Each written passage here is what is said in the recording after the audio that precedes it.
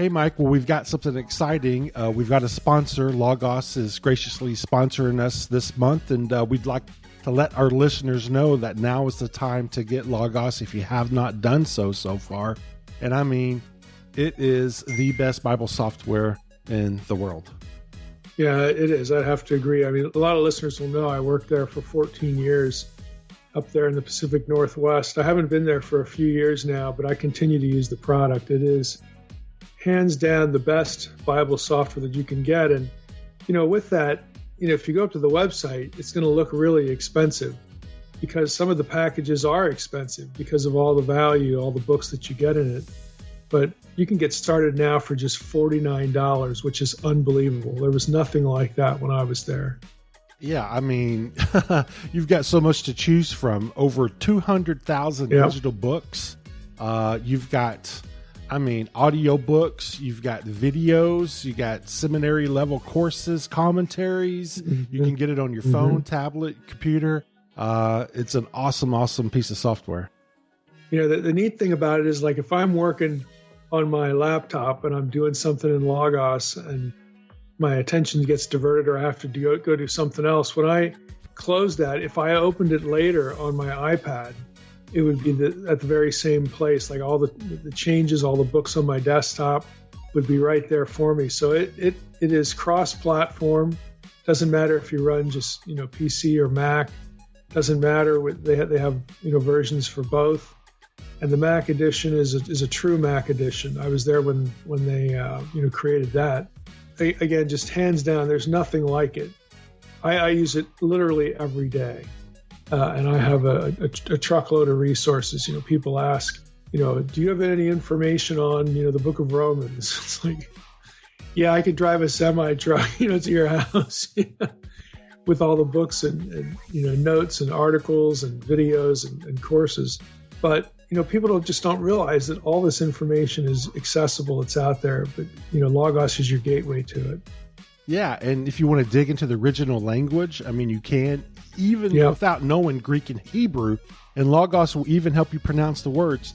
And if you're going to prep for your sermon, I don't know how you would do so if you don't have Logos, but you can go so deep and broader in your Bible study than ever before with Logos. Yeah, it's amazing. I was there when we pioneered what are called reverse interlinears, which means in the software, if you're looking at a Bible version, I think there are reverse interlinears for the 6 or 7 most used English translations. But let's say you had the NIV or the ESV or NASB, you can run Greek and Hebrew searches right from the English word, and it does its magic under the hood, and it's a true Greek and Hebrew search without even knowing the languages. So you can do word studies. Again, you don't have to go out and learn the languages. You can spend 1 or 2 years doing that first. You can do it from the first day on. Now's the time to support us. If you value this show and our friends at Logos, you can go to logos.com/nakedbible and get started for just $49. There's hundreds of seminary level video courses, which is what Logos Mobile Ed. Yep. There's just an incredible wealth of information. So if you have not done so, now is the time to make the leap to help support our show and go to logos.com/nakedbible and start increasing your Bible study like never before.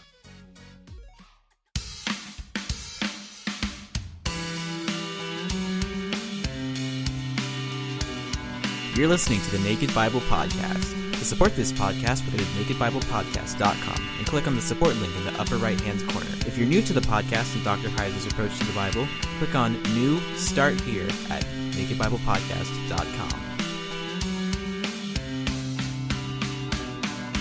Welcome to the Naked Bible Podcast, episode 440, The Afterlife, Part 1, with Dr. Justin Bass. I'm the layman, Trey Strickland, and he's the scholar, Dr. Michael Heiser. Hey, Mike, what's going on? Well, not a whole lot. It's good to have Justin back, though. Yeah, absolutely. He's been on the show a few times, but we're going to be talking about where do you go when you die, right? The afterlife. Dead stuff, all hell. that afterlife talk. Yeah. Yeah, should be. We get these questions often enough that I figured, hey, we should just have some focused time on it, so that next time we get the question, we can just say, hey, go listen to this episode or two. from Justin. So yeah, all that afterlife terminology, both good and bad, favorable and unfavorable. That's what we're going to be talking about. Well, we're excited once more to have Justin Bass on the Naked Bible podcast.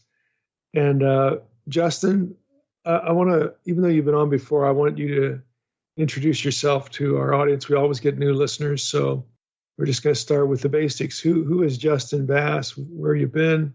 What do you teach? What's your degree in? Where'd you get it? All the basics. So if you could let us know, and then we'll get started. Okay, what is a Justin Bass? That's what I'm gonna answer here. There you go. Yeah, it's great to be back on. Blessed to be back on with you. And one of the things, teaching wise, I've been blessed to be able to teach some courses at the great school in Florida with you, Mike. So that's been wonderful. Yeah, you've been very, very helpful, and the feedback's been good. Yeah, really, really thankful for that.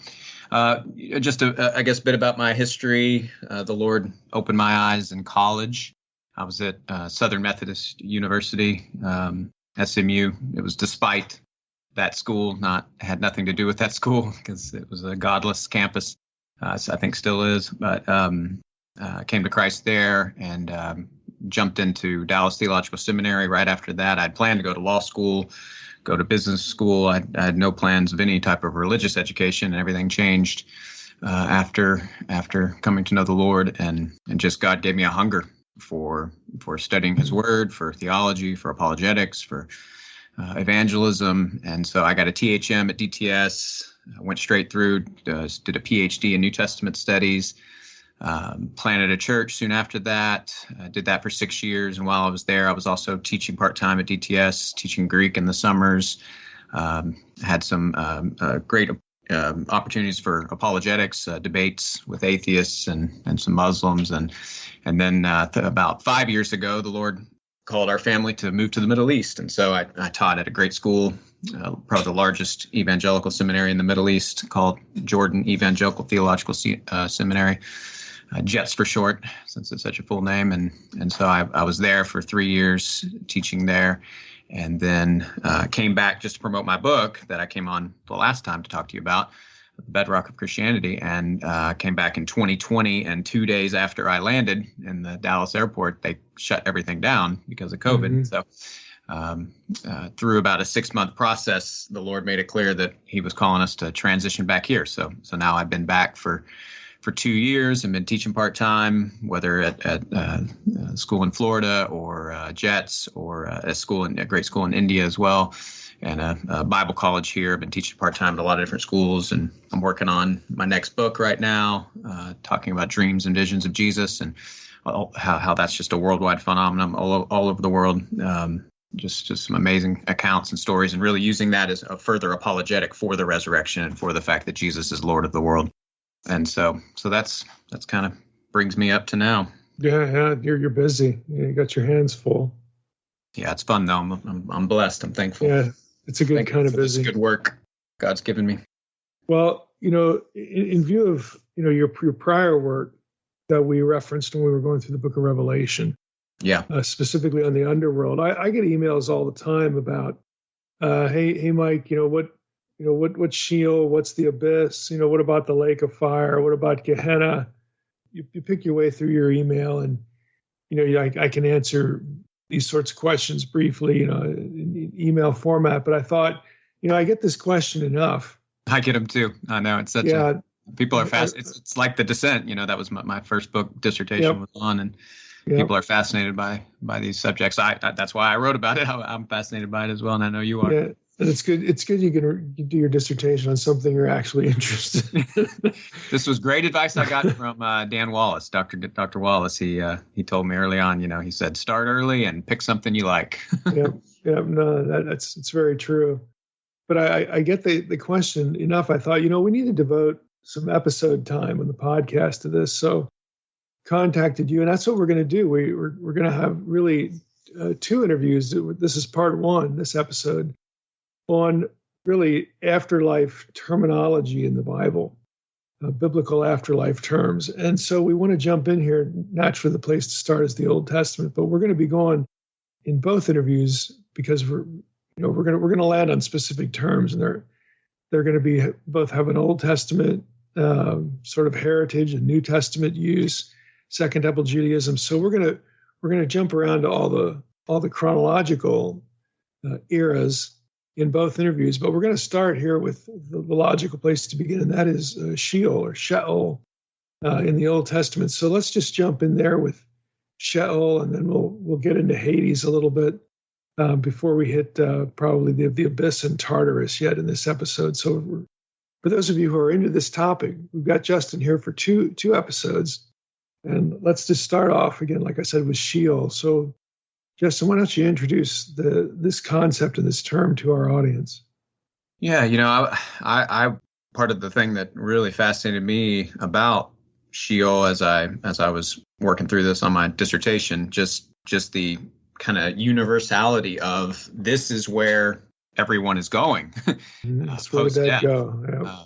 Yeah. Going back to Genesis, Sheol's used 66 times. I think they've nailed it down 66 times in the Old Testament, and it's used mostly in the Psalms. I think 16 times in the Psalms, but it's scattered throughout the books of the Old Testament. You see it already in Genesis, and then throughout the Torah, and this is many times mentioned as the place. It's where Jacob goes. It's where Samuel goes. It's where, but it's also where Korah and his rebellion, and where wicked kings are arising from their beds of maggots.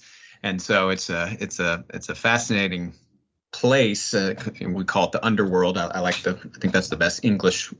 Yeah, I would agree. To use for it.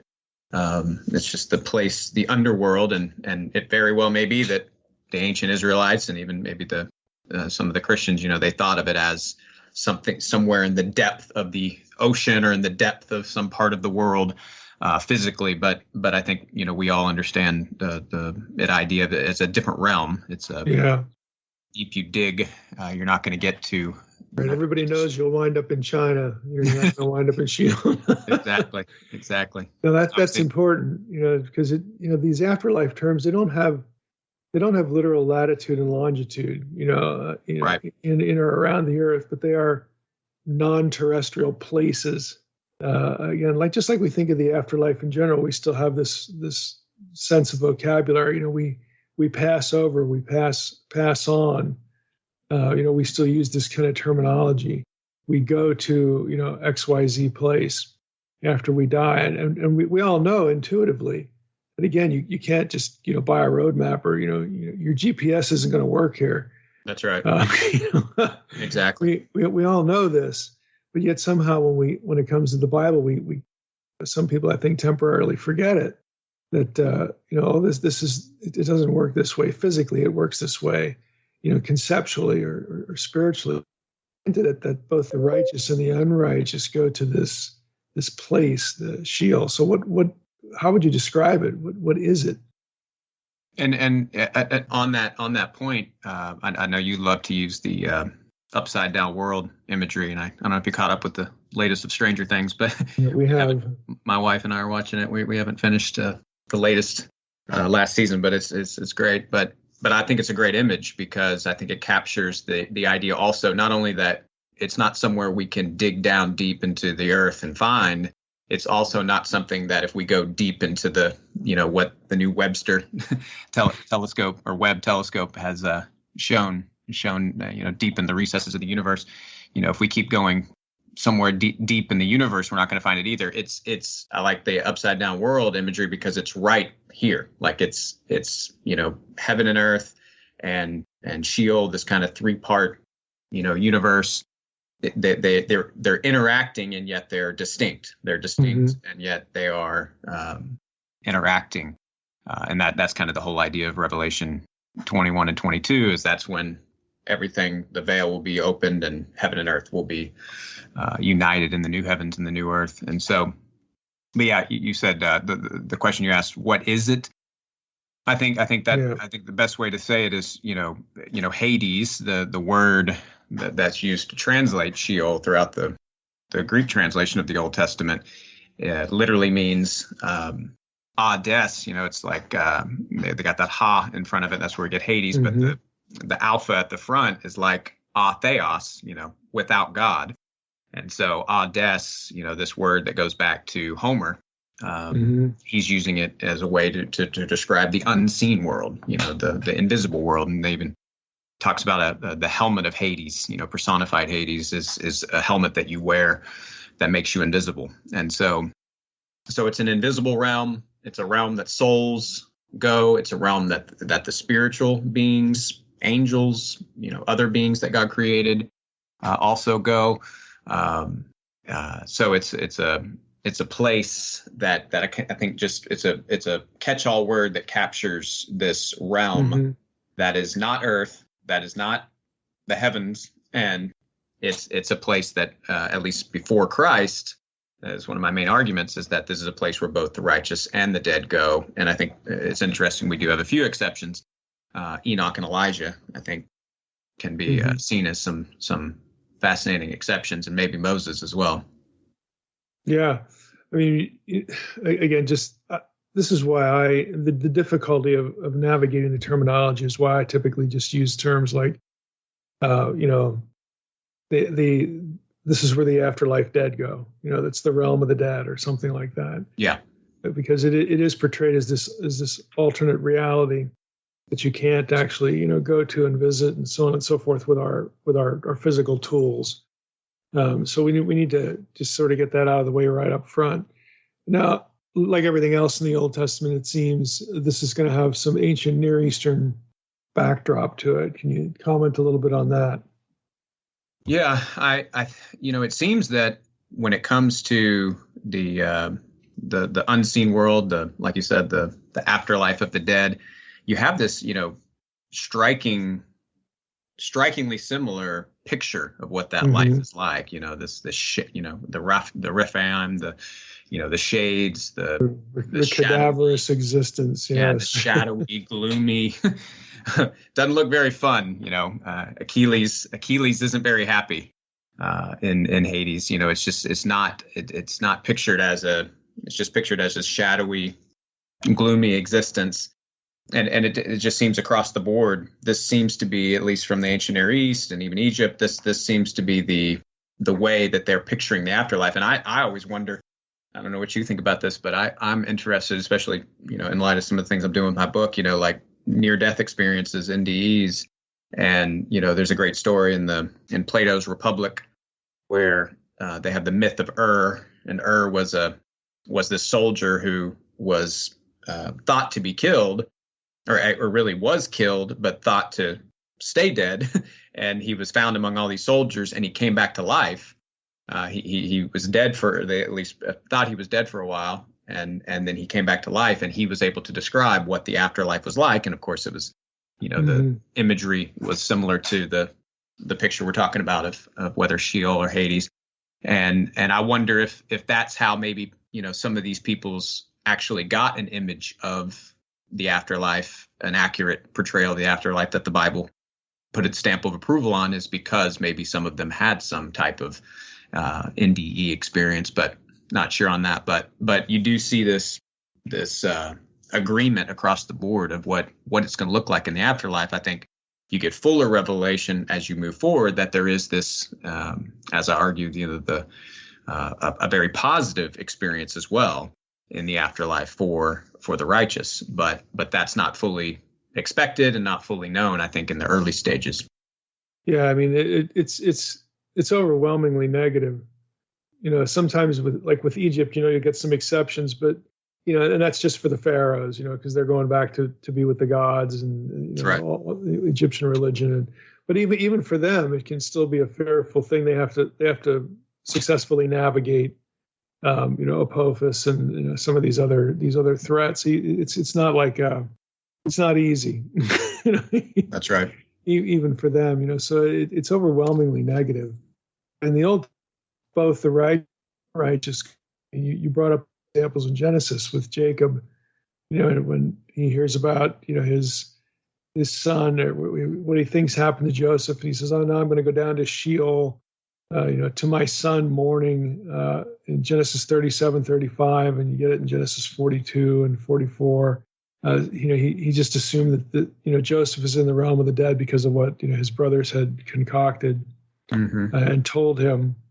So he just assumes that this is where Joseph is. It's where he's going to go.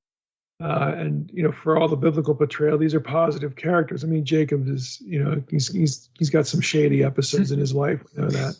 Yeah. But Joseph, certainly Joseph, is certainly portrayed very positively, but he goes to the same place. And even the prophet Samuel. I think his account is very fascinating.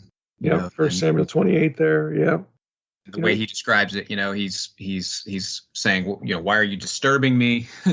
So you get an indication that there is some sort of maybe rest on his part, but definitely not anything to go real deep on. Josephus, when he tells that story, he uses he uses the word Hades there. So another. Yeah, there you go. Another parallel. Yeah, another parallel. This is the same realm, and that's what's interesting is Samuel's not coming as Saul's calling upon him. He's not coming from heaven speaking to him. He's coming from. He's coming up. Yeah, it's coming up, and so it's and then it parallels again the Isaiah 14 verse 9 where you have these kings on beds of maggots and things, and they're all stirred up, and they say you are going to become weak like us. That definitely has that clear parallel to kind of Odysseus and the Homeric imagery of the way the kings now feel in the underworld. But these would definitely they're being presented as this is the unbeliever's experience. So and for those interested in the audience, into things like NDEs, in the evangelical world, I think Gary Habermas is the one who's paid most attention to this stuff. Yes. But I've read enough of it to know that you still, even in modern day accounts, you still get this cadaverous kind of existence in a number of at least parts of episodes. It's not all, I went and there was my lifelong friend, my pet dog that I lost when I was 10. It's not always this rosy picture. That's right. You do get some of the other side for sure. Yeah, I don't know I don't think we should be drawing our theology from NDEs, but they can be helpful in terms of just what people experience, and then, like you said, to align. And argue, and they argue, I think, in a lot of ways that there is something, it's something that transcends death. Exactly. It's not what Sam Harris wants to say, that we're just turned off like a computer. Truth be told, I just read a part of a book on animals and NDEs. I'm sure there's going to be some people out there in the audience that are laughing, like Mike, really, you actually spent time reading that? Yeah, because I thought it was interesting. I've read enough about NDEs to know that animals actually show up in these things. And what's really interesting is you get some cases where the animal NDE doesn't have any earthly connection to the person having the NDE, but it'll be like a neighbor's cat. And the person who's dead will know that the neighbor's cat has died while he or she is supposed to be dead. So, how does that happen? Interesting. How do they get this knowledge when they're for all intents and purposes they're dead, and then the next door neighbor's cat or whatever passes away, and they wake up with this knowledge. There are things like that I agree with you that have value in apologetics, that there's something going on here that transcends just a materialistic worldview, if you can put it that way. Definitely. Yeah. So what do you think Yahweh's relationship is to Sheol? Yeah, that's that's my favorite when it comes to those passages that deal with what's going to happen, how Yahweh not only has power and complete control over the underworld. This is not some dark side that he's completely on the other side of and has no control over, and it's definitely pictured as like Proverbs 15:11, for example. Sheol and Abaddon are completely open; they lie naked before Yahweh. He sees all. First Samuel 2:6. He raises. He puts to death and he raises to life. He can put them into Sheol and he can take them out. Yeah. In Psalm 139, the famous psalm there, if I ascend to heaven, you're there. If I make my bed in Sheol, you're there. Can't get away from him. Yeah. Can't get away from God.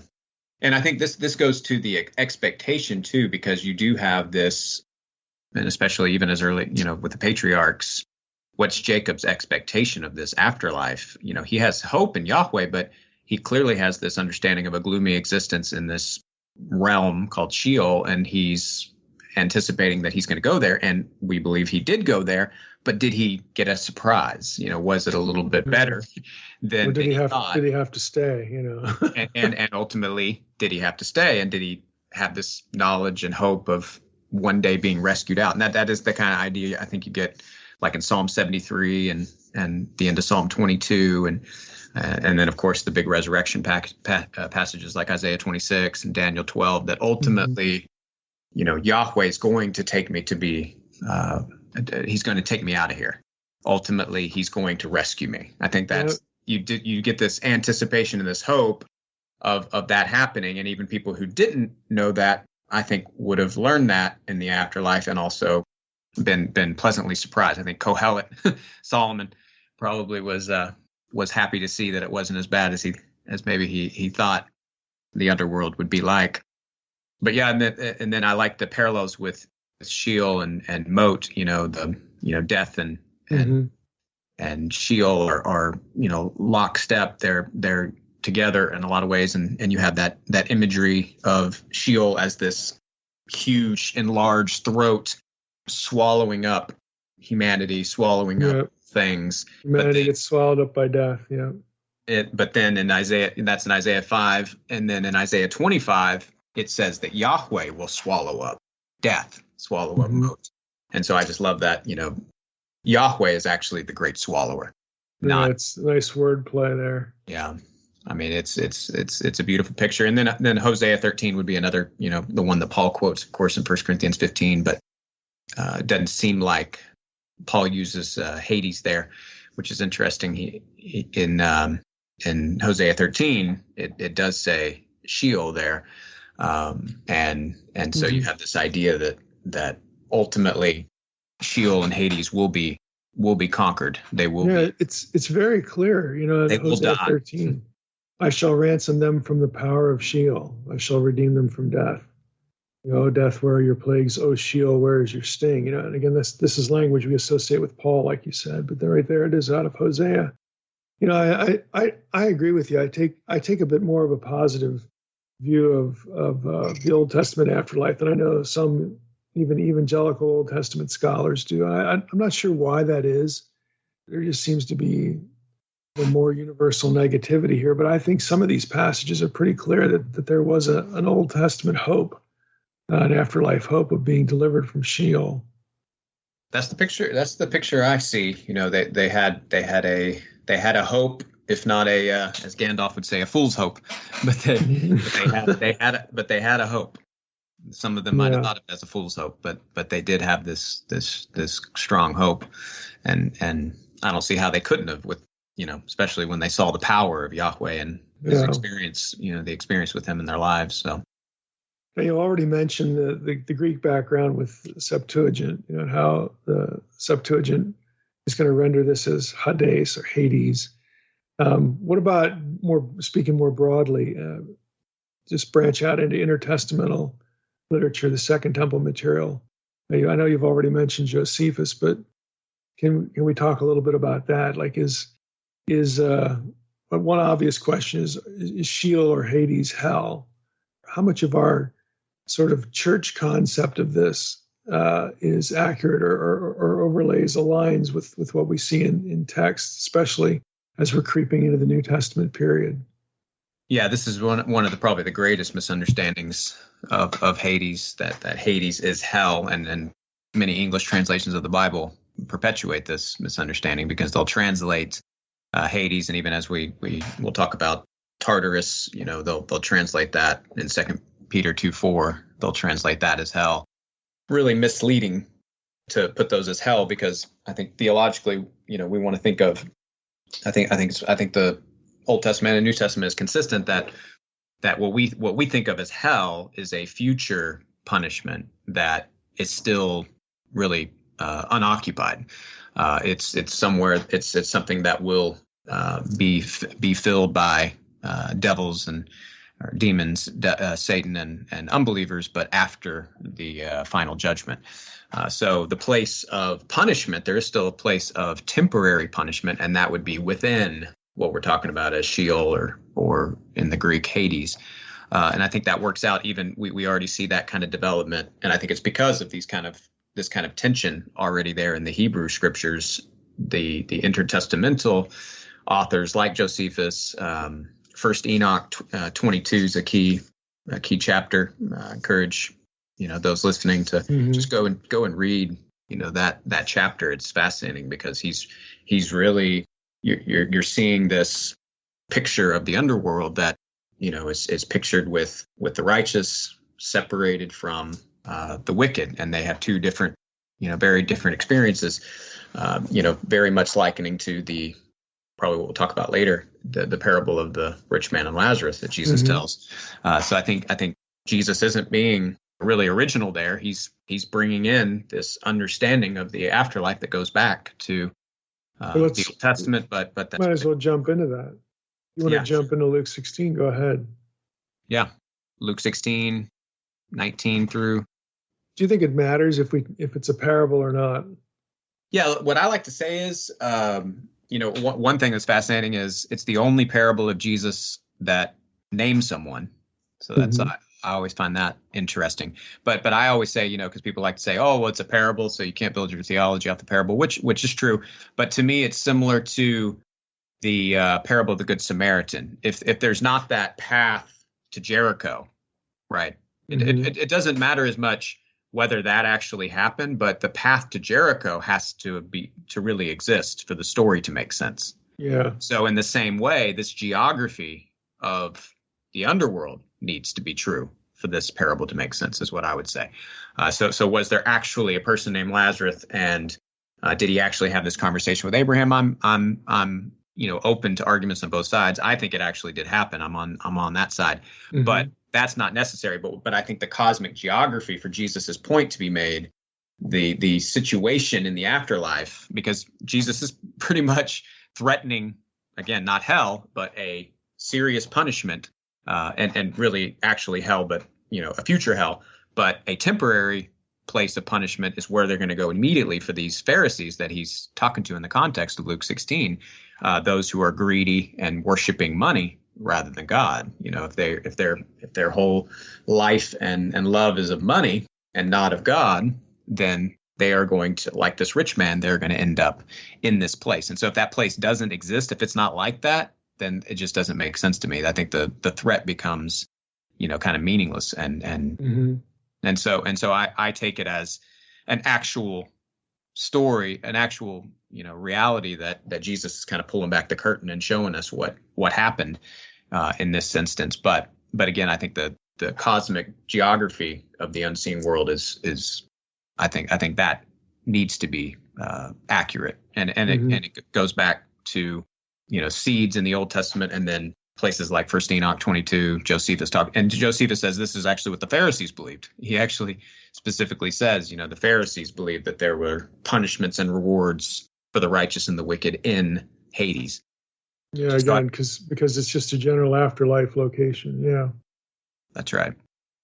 Yeah. So I think Jesus would be authenticating this picture of the afterlife that was already pretty widespread, at least among Jews in that intertestamental time frame. What are some good, interesting passages?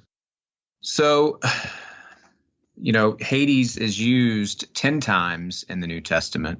It's got a wide variety here, and it's interesting if you just go to a concordance, you can just see the 10 uses of it and look up each passage. I encourage those listening to do that. So it's a very, very informative way to do it. When Jesus, parallels, the heights of heaven to the depths of Hades, how this is going to be the judgment for these nations who reject him, who reject his miracles. This is in Matthew 11 and Luke 10. That again is just a straight parallel use of the Old Testament use of Hades / Sheol, and also the quotation in Acts 2. This is one of my key texts for the descent of Christ into Hades, is that he will not abandon, God will not abandon Christ's soul into Hades. He will not leave him there. He will rescue him out of there. That's Acts 2:27 and 31, quoting Psalm 16. Again, just picturing the realm of the underworld, and that's where. And there you go. I mean, Jesus winds up there, temporarily. Right. So again, it's very similar to Sheol, where the righteous and the unrighteous both go to the same place. They're going to have different experiences ultimately, but it's interesting that that's a key text for you, because it's so transparent. I mean, it's Jesus. Look, for good to say. That's right. Yeah. To me, it's what better example could you have? Exactly. I mean, to me, that's just one of the there's a few others, but that would be a go-to text that I don't see how you can read that, especially in the Greek. You cannot read that without it understanding it as the soul of Jesus was in Hades for a time. So then you have to explain, well, what does that mean? Are there other passages that help us illuminate what Christ did? And so one of the things I do argue that I think Jesus did do when he was there is he is rescuing those, just like they had hoped. He is rescuing those souls from the place of Abraham's bosom that's pictured in that parable. Different language for that realm, but if you use the parable, the those who are in Abraham's bosom, Abraham obviously, but Isaac, Jacob, Jacob's going to be real happy here. Samuel, David, David says, I'm going to my son who is in Sheol. So I think the evidence is that Jesus went there, and one of the things he did is he took them from that realm to he fulfills the hope of the righteous. Yeah.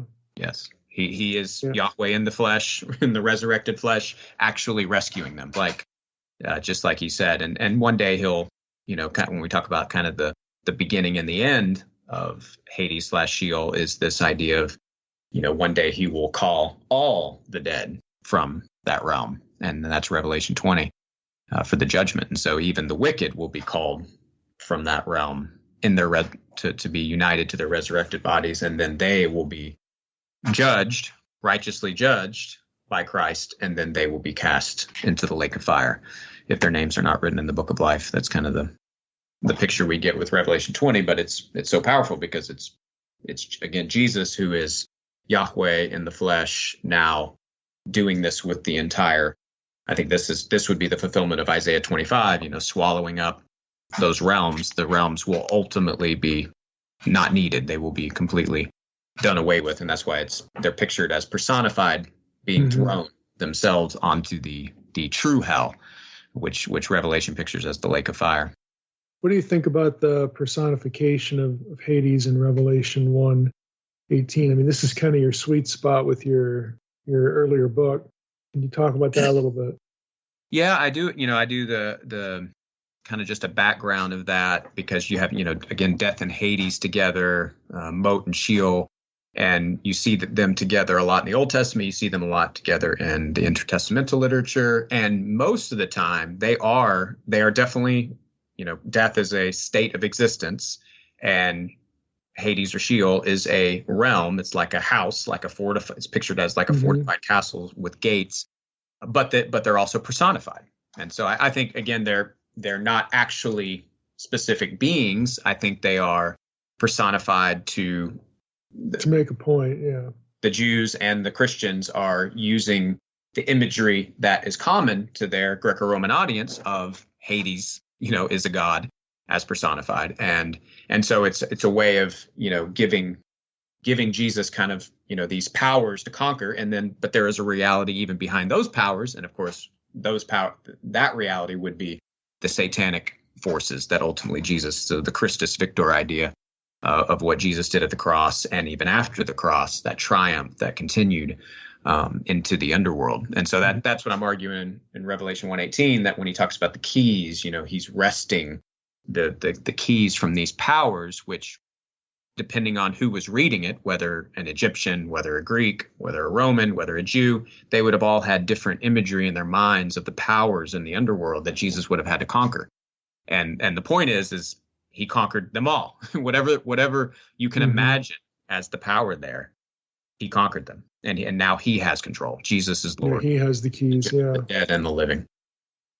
When do you think we get the beginning of Sheol and Hades? I mean, the realm of the dead. Yeah, I was going to see what you think about that. I was thinking about that myself. Just probably. I mean, my guess would be the when death enters the world. So Genesis 3, kind of the fall. Yeah, that's how I think of it too. Yeah. You do have, the rabbis will place some of those, I think, in kind of eternity, right? They some of the rabbinic writings, I think they want to say, like, one of the things God made before the creation of the world was Gehenna. They're just kind of winging it. Yeah, exactly.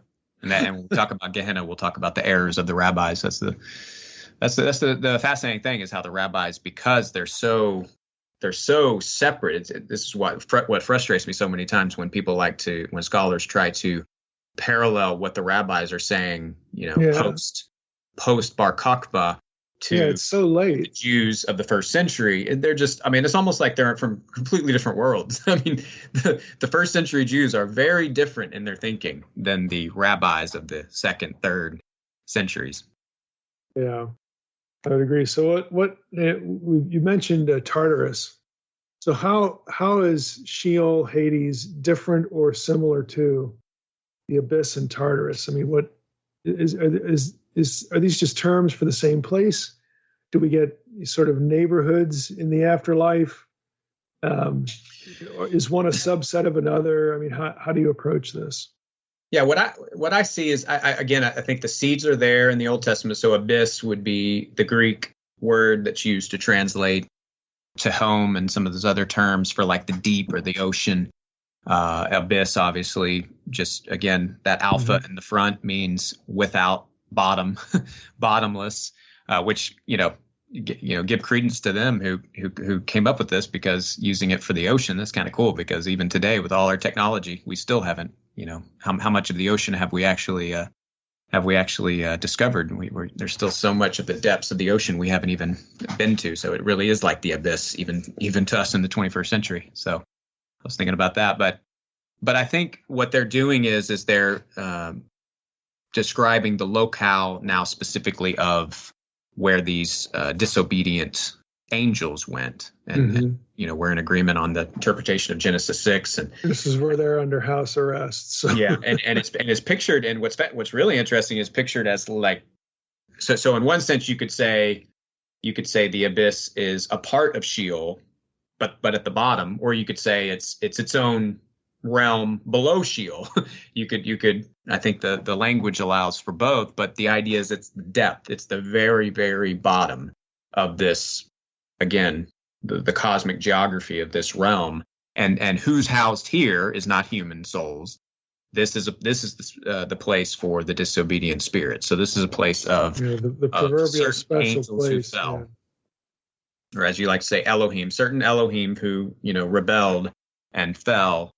They are housed here and really housed in chains. And so it's fascinating that, we have a lot of fallen angels that are roaming and actively waging spiritual warfare on earth and in the heavenly realms. But these particular ones are now there in the abyss. They're at the depths. To the end of days, there's an eschatological release, but that's going to be short-lived as well.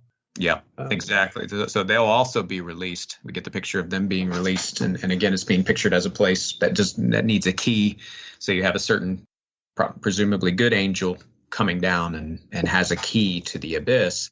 And he opens it up. This is in Revelation 9. And then you even have this named after the god Apollo. You have a angel, clearly a fallen angel that's over the abyss.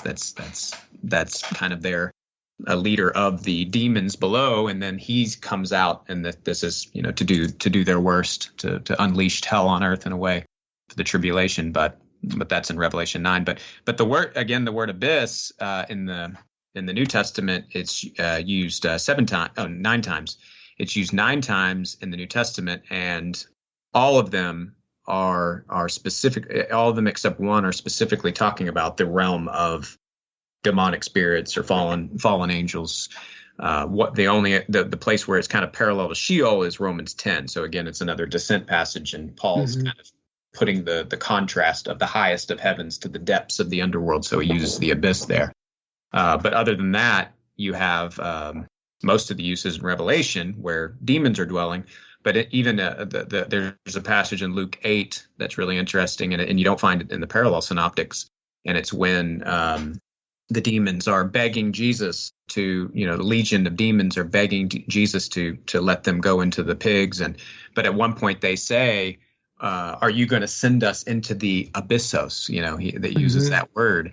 And so you get this picture that, the demons are aware of where their compatriots have gone. Yeah, don't send us there. Yeah, at least not wherever, just not there. And interestingly, Jesus answers their prayers. It's one of the, when I preach on that passage, I like to say, demons pray to Jesus and he answers them and they're still damned. We can pray to Jesus and he doesn't. He says no to us and we're saved. And so, the answer to the prayers and everything. What about Tartarus? Do you think that's essentially a synonym for the abyss? Yeah, so that's what I think. That's what it's sounding to me. Yeah, I would agree. Yeah, I mean, Tartarus is only used once in the New Testament, and it's second Peter 2:4.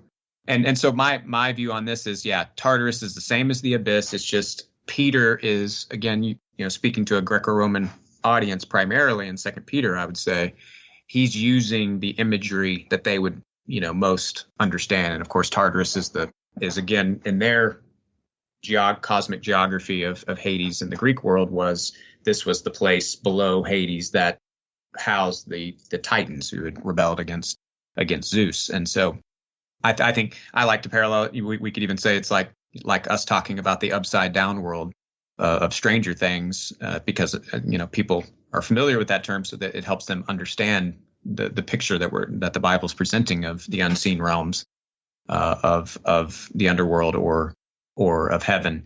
Or we could say, this person was thrust into the ninth circle of Dante's hell.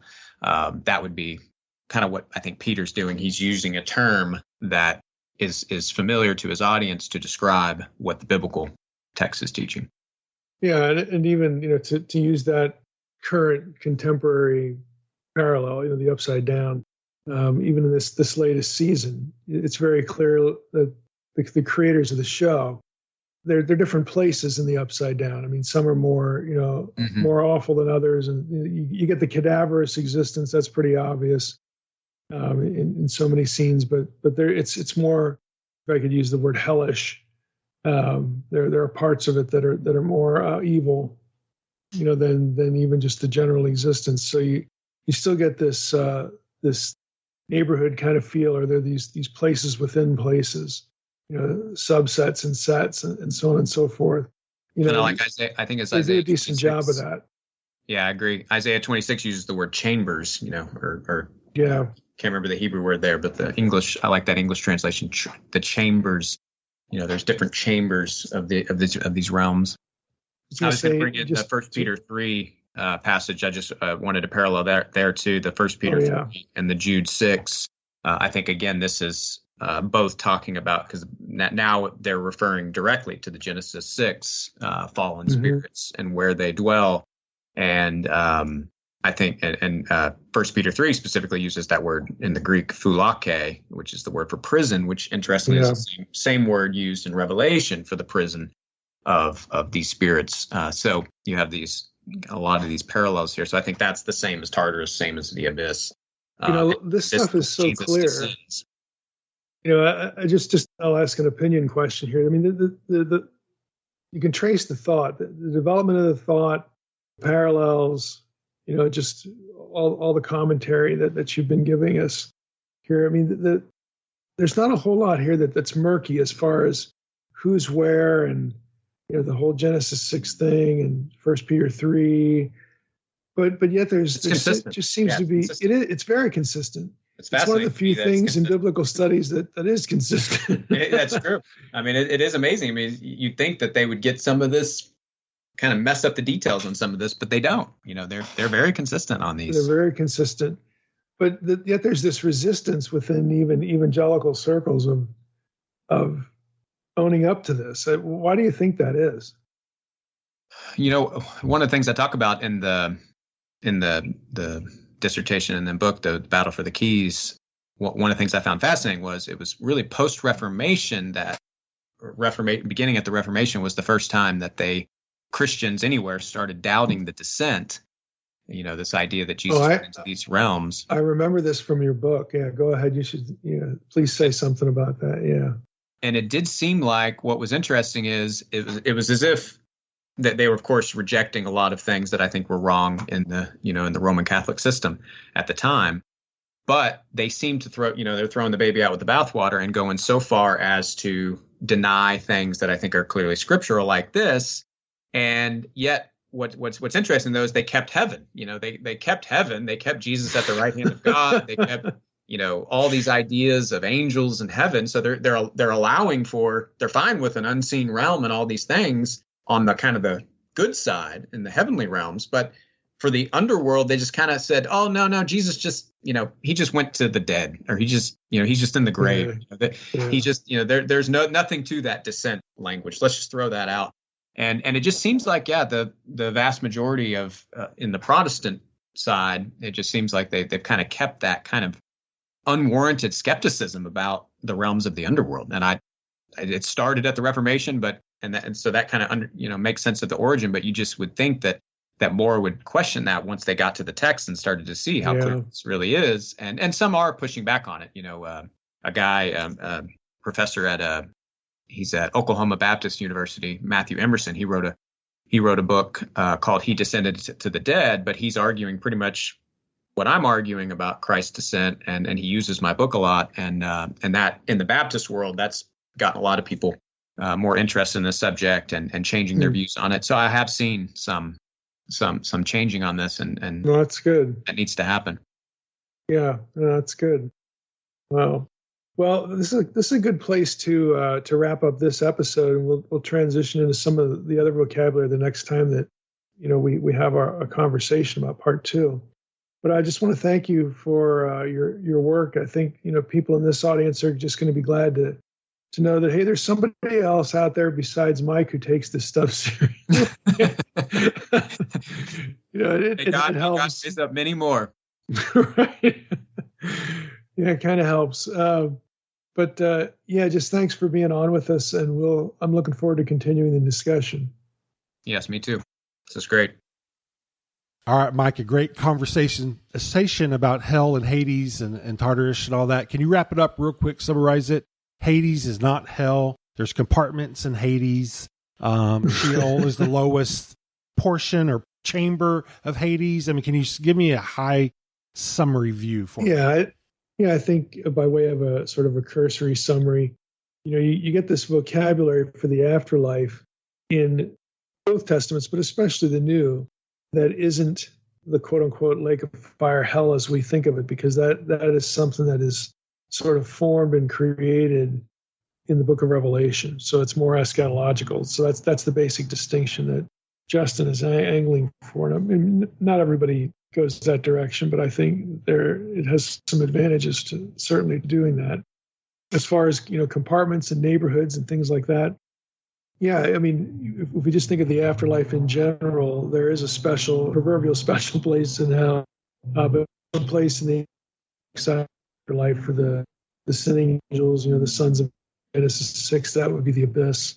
Tartarus, the abyss and Tartarus, two ways of referring to the same thing.